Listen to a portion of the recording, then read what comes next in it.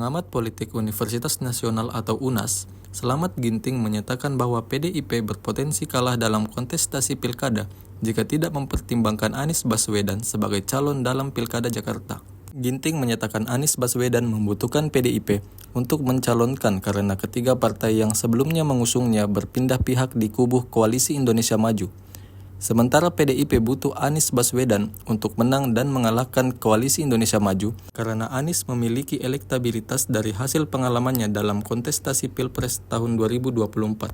Ginting mengatakan PDIP sedang bunuh diri dan mempersiapkan kekalahan dalam pertarungan. 2 hari setelah pembukaan pendaftaran calon kepala daerah di Pilkada Jakarta, PDIP belum menyetor nama jagoannya. Barulah pada Rabu 28 Agustus 2024 menetapkan Pramono Anung sebagai bakal calon gubernur DKI Jakarta. Ginting menegaskan bahwa keputusan dalam pemilihan calon yang diusung oleh partai sepenuhnya merupakan hak prerogatif Ketua Umum Partai PDIP Megawati Soekarno Putri.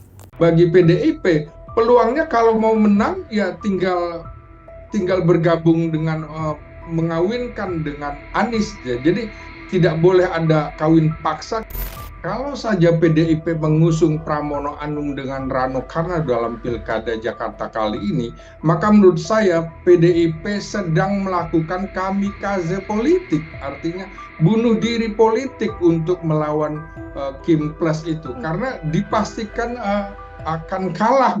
Download Tribun X sekarang, menghadirkan lokal menjadi Indonesia.